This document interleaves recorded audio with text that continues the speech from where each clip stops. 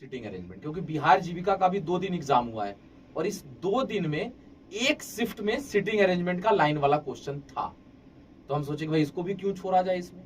तो जितना सवाल करा रहा हूं इसी में से कोई ना कोई एक टाइप का सवाल आएगा। 10 मॉक है, ये वाला कर लेना है आपको। हर एक क्वेश्चन आपको कराऊंगा। जैसे अब ये सवाल है, हड़बड़ाओगे देख के, कोई क्लू नहीं बैठेगा तो, लेकिन हड़बड़ाना नहीं है। देखो कैसे बना लेना है, बड़े प्यार से, हर एक बच्चा से बन जाएगा। कैसे, तो देखिए सबसे पहले हम फाइंड आउट करेंगे कि इसमें 7 लड़के हैं। A B C D E F और जी एक पंक्ति में खड़े हैं। तो पंक्ति है भाई, 7 लड़का है। पहला क्लू जी ए और ई के बीच में है। बाहर नोट करते जाइए भाई साहब, जी ए और ई के बीच में नोट कर दिए। हाँ, ए और ई आपस में इधर उधर हो सकता है, नोट कर दिए। ऐसे ही जस्ट चिल करके बनाना है।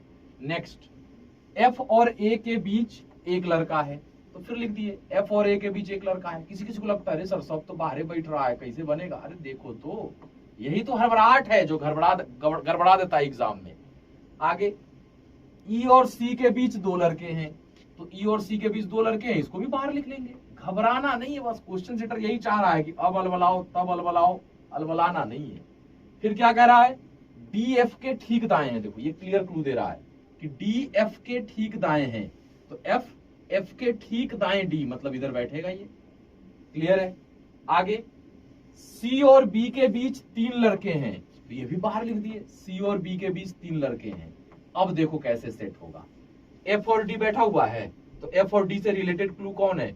यहाँ एफ और ए के बीच एक लड़का है, तो एफ और ए के बीच एक लड़का, एक केस ये बना दिए, एफ और ए के बीच एक लड़का। देखो तुरंत कहेगा अरे सर एफ और डी बैठाए थे, इधर भी तो हो सकता है एफ और ए के बीच एक लड़का, तो इधर भी बैठा लो।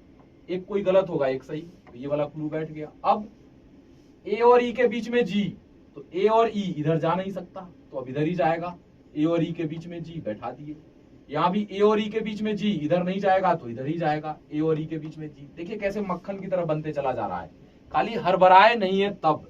अब ई और सी के बीच 2 लोग हैं, तो ई और सी के बीच 2 लोग, इधर भी जा सकता है इधर भी, लेकिन टोटल 7 ही लोग थे। अगर ई और सी के बीच 2 लोग इधर बैठाओगे तो ज्यादा हो जाएगा, मतलब ई और सी के बीच 2 लोग, सी को यहीं बैठाना पड़ेगा। यहाँ पे भी देखो, इधर अगर ई और सी के बीच 2 लोग बैठाओगे तो 7 से ज्यादा हो जाएगा, और इधर बैठ नहीं सकता, मतलब ये गलत बन रहा था हमारा, एक कट गया। अब सी और बी के बीच 3 लोग, तो देखो सी यहां बैठा है, 1 2 3, सी और बी के बीच 3 लोग करोगे तो ये ज्यादा हो गया, 7 लोग, 8 लोग हो गए, मतलब इधर नहीं जाएगा। तो सी और बी के बीच 3 लोग, तो 1 2 3, बी इधर बैठा दीजिए, बन गया। लीजिए, अब क्या पूछ रहा था, who is second from left, left से दूसरा कौन है, तो ई, आंसर लगा दीजिए ऑप्शन नंबर सी, यही है।